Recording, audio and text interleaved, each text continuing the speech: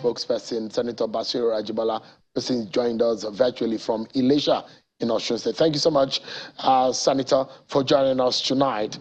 Your colleagues and you've postponed the passage of the budget.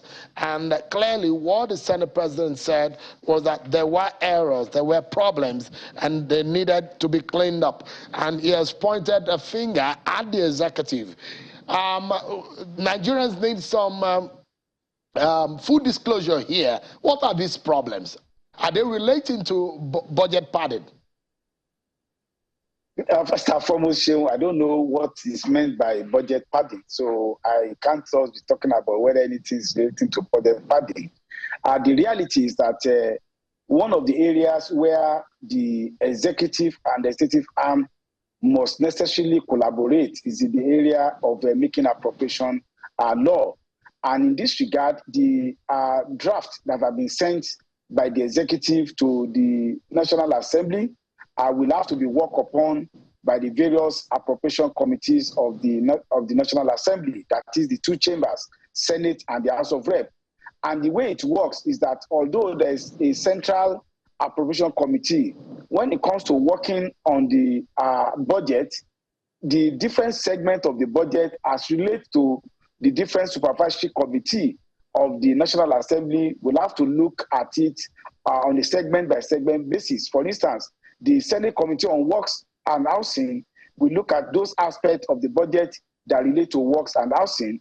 Those in relation to water resources will also do so. So in the process of interrogating the presentation that have been made by the executive, and of course the budget defense by member of the executive, it will discover there are certain issues that are to be sorted out, and the characteristics of the Ninth Assembly, there has to be an interface between the executive and the relevant committees of the National Assembly, and I think that has already been resolved. But because of the timeline taking us to resolve that, the final draft of the budget was not ready yesterday. Hence, the adjournment to next Wednesday, 28th of December, to finally approve, the 2020. Senator, I was actually, budget. You're probably reiterating some of the information that we know. It is those that we do not know that I'm asking, and that has to do with the details of the problems. What are these problems? Can you give us an example? Nigerians would like to know. The issue, there's not really, it's not a question of what has been allocated and whether what has been put under particular ministry ought to be in those ministries. So there's a need to streamline. If you make an allocation, for instance, that has to do with construction, and that surveys under, for instance, Ministry of Humanitarian Affairs, that has to be put properly within the agency that has the necessary virus to be able to carry out that responsibility. So, when the Senate President said the problem is coming from the executive, is there any kind of problem in relation to engagement with the MDAs? Yes, there's the necessarily, it was in the course of engagement with the MDAs and interrogating the representative of the MDAs that these issues arose, and then there has to be a kind of a bilateral discussion between the relevant committees of the National Assembly and that of the executive. And I believe, as I'm speaking, those areas have been streamlined, and by the grace of God, by Wednesday, the clean budget will be approved by the National Assembly. And because the clean budget has been worked on a bilateral basis, we're optimistic that before the midnight 31st of December, Mr. President will assent to the bill to become law.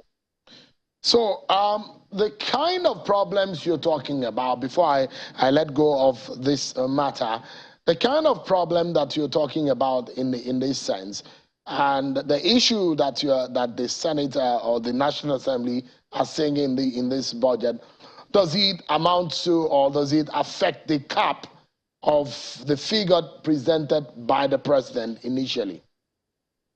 It doesn't really affect the cap, but in terms of sectoral allocation of the budget.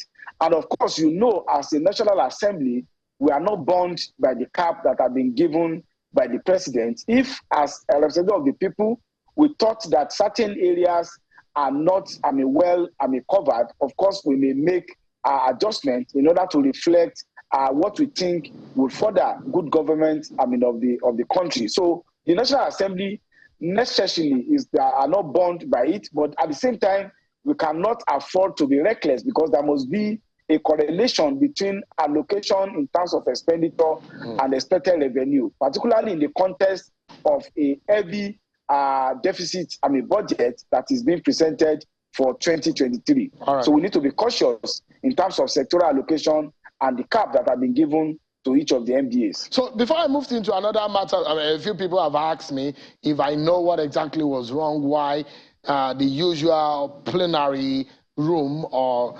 the chambers, the plenary chambers have not been in use. Perhaps a lot of Nigerians do not understand because they see you using smaller rooms for plenary in the last few days. For the sake of those who do not know, can you tell us briefly what is wrong and what exactly is going on in the National Assembly?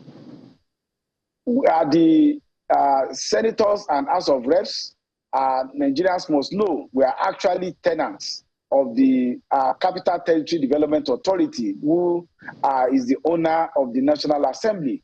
As you know, the National Assembly has not been renovated or rehabilitated since the inception of democracy.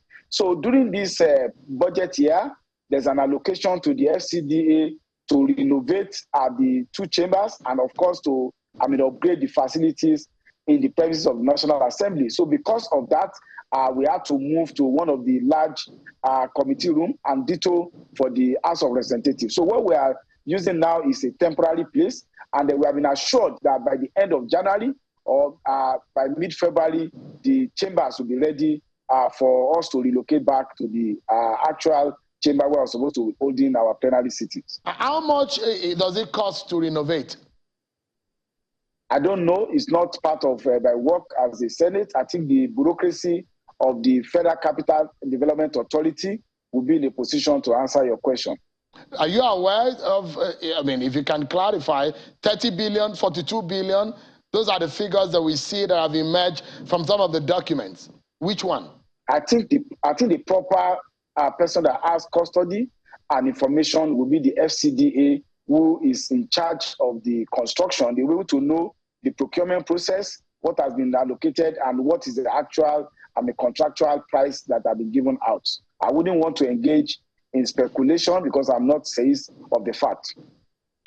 All right. There's been these rockers about the CBN and the National Assembly. Is there anything that Nigerians need to know in relation to the policies of that Apex Bank and how it affects the livelihoods of the Nigerian people? Because Nigerian people hold you in trust with the votes they give, those of you who are representing Nigerians in the National Assembly. And some of these policies, if there are grievances of the Nigerian people in some of these policies, it behoves on you to be able to do what is right by Nigerians. Can Nigerians trust the National Assembly to do the right thing in respect of these policies? Sheil, I wouldn't know whether you have the opportunity to watch the proceedings of the Senate when the Senate Committee on Banks, Insurance and Financial Institutions, presided over by Senator Ubasani of Kaduna, presented this report.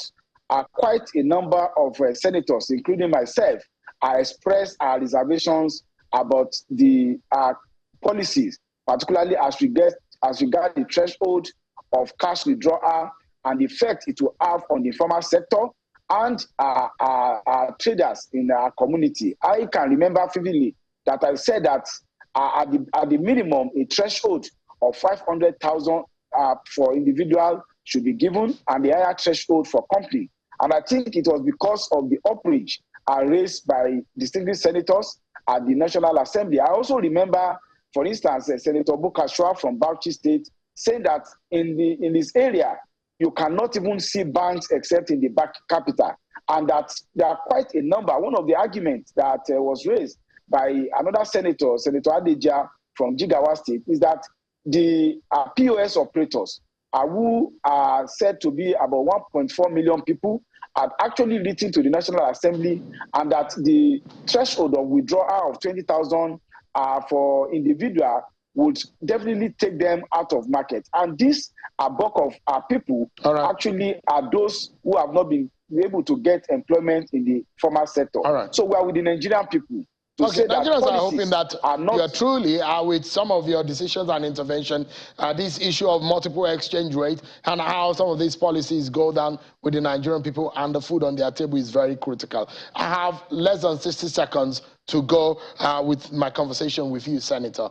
And I'd like to take my last question on the politics of Osun State, which you are playing a major role. You are a member of the APC, but power has exchanged hands.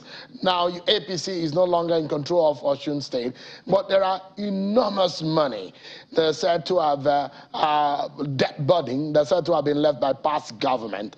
Is there anything that you have to say tonight in that respect? The incumbent governor has said the governor of your party, the past governor, has left a huge debt burden on the state.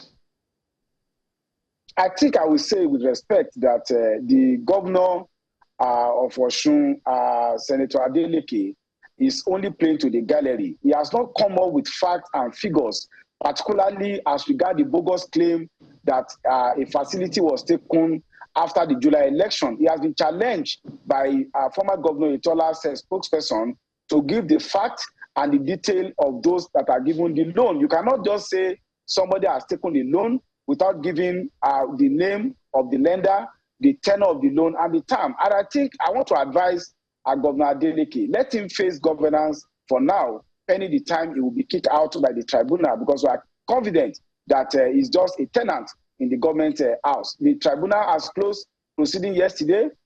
Proceedings have been adjourned for address January 13, and we are confident that we are going to reclaim the mandate that were given to our party. Show people. But in the interim, since it's in the shadow, let him face governance and stop dancing to the gallery. Senator, governance is not about dancing, it's about working. Yeah, that's how much we can go. Thank you so much, the senior Senator Ajibala Basiru, the spokesperson of the Senate. Thank you so much indeed for your time tonight. You've been speaking with us. Yes, nice interacting with you. In Osun State. Thank you. Nice interacting with you, Sheung. I appreciate it. Regards. Yeah. Okay. That's our show for tonight, everyone. Christmas is just by the corner. Christmas on my mind, and I hope it's on your mind too. And I wish you a very, very Merry Christmas. I'll see you on Sunday, which is going to be Christmas Day. We'll spend Christmas night here together, everyone. I'll see you 8 p.m. on Christmas Day. Bye-bye, everyone. I'm Showakim Aloye. God bless Nigeria.